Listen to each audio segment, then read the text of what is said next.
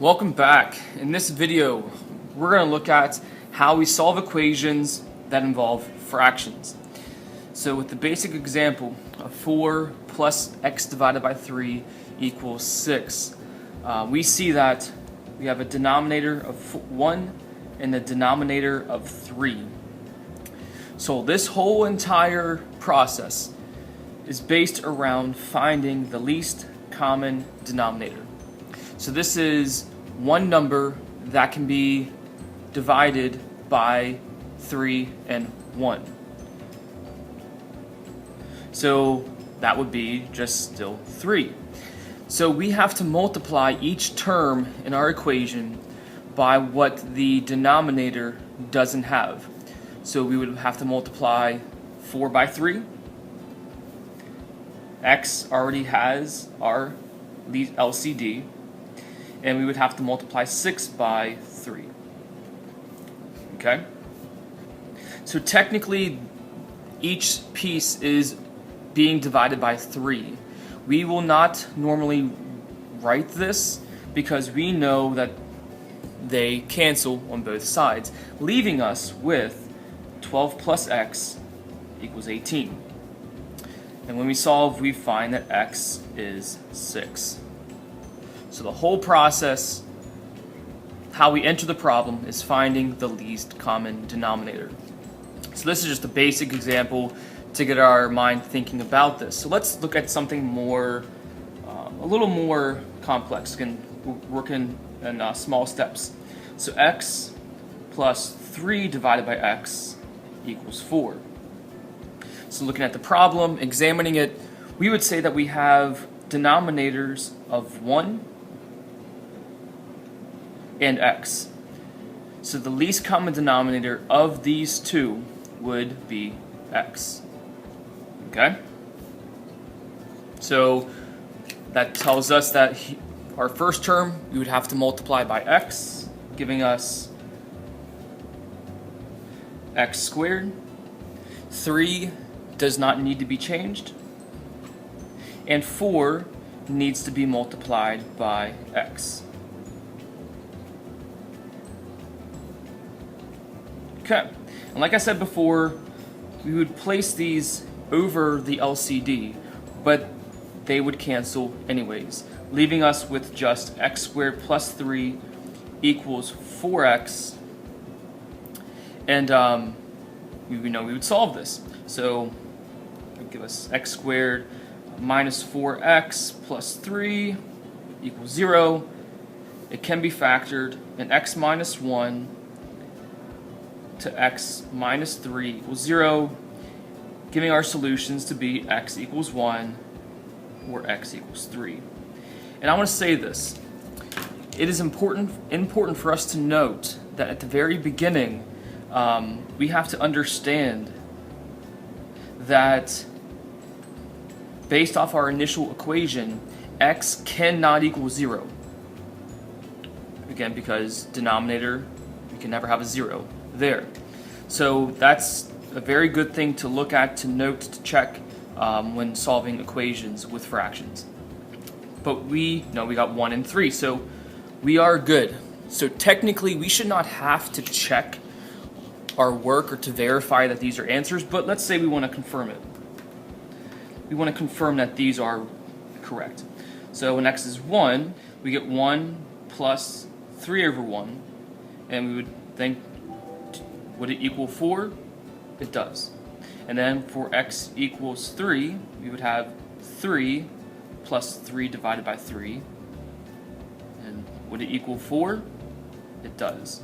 So we have verified that these two are in fact solutions of this equation. But again, as long as we did our work correctly, and as long as we're not getting 0, these will be solutions. So let's look at another example. So let's say we have x plus 1 divided by x minus 4 equals 0. So before we look at the LCD, we would want to say that here x cannot equal 4 in this problem. So the LCD, of this equation, knowing we have a denominator of 1 and a denominator of x minus 4. It would be x minus 4. So that would tell us that multiply this by x minus 4. This does not need any modification, and we would multiply this by x minus 4, giving us x squared minus 4x, and then plus 1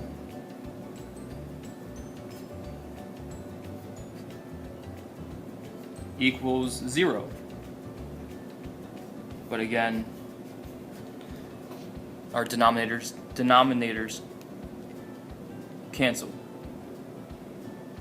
giving us x squared minus 4x plus 1 equals 0. Looking at it, this will not factor. So using the quadratic formula to solve it,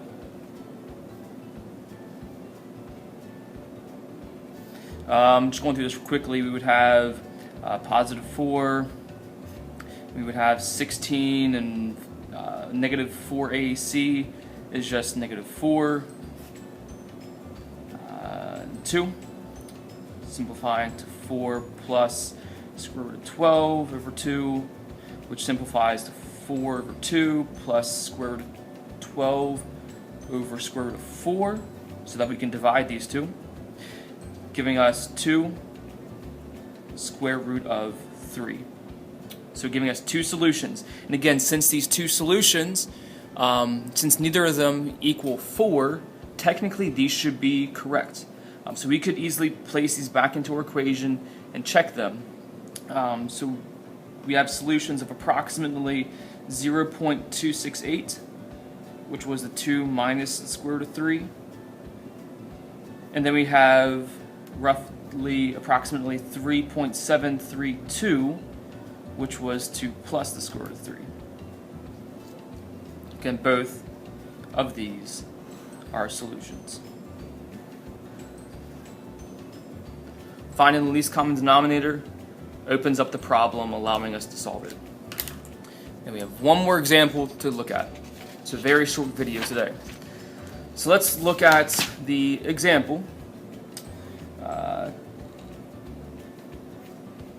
2x divided by x minus 1 plus 1 over x minus 3 equals 2 divided by x squared minus 4x plus 3.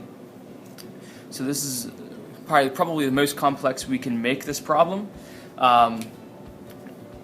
Thinking about this, just intuition, I might believe that this is factorable.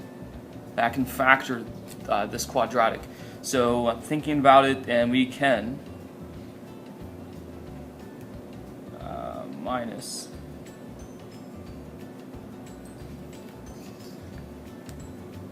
so I look, I first want to identify that x in this problem cannot equal 1, nor can x equal 3. Just something to keep in mind. Least common denominator. So here we have x minus 1, x minus 3, and x minus 1 times x minus 3. So the least common denominator of all of that is x minus 1 and x minus 3, as you probably are thinking as well. So whatever the term is missing of this, we would have to multiply by that term. So our first term is lacking the x minus 3, so we would have to multiply by that. Our second term is lacking the x minus 1. And then our third term already has both, so nothing needs to be multiplied by this value, giving us 2x times x minus 3 plus 1 times x minus 1 equals 2. I went ahead and canceled the denominator for all of this. As we saw in the previous examples, the denominators disappear. So we distribute and simplify, so 2x squared minus 6x, and then x minus 1. Then combining like terms, moving everything to the left, 2x squared minus 5x minus 3. And wondering if this is factorable, whether we need to use the quadratic formula. This is factorable, so we get 2x minus 1, and then x minus 3, giving us solutions of x equals 1/2 or x equals 3. But something to note, before beginning the problem, we identified that x cannot equal 3 because when placed back in, we get a denominator of 0, and that is not good. So I have to recognize that. So this value, x of 3, we call an extraneous solution. Meaning, yes, we got it from the solving process, but it is not in the domain. This is not in the domain of our function.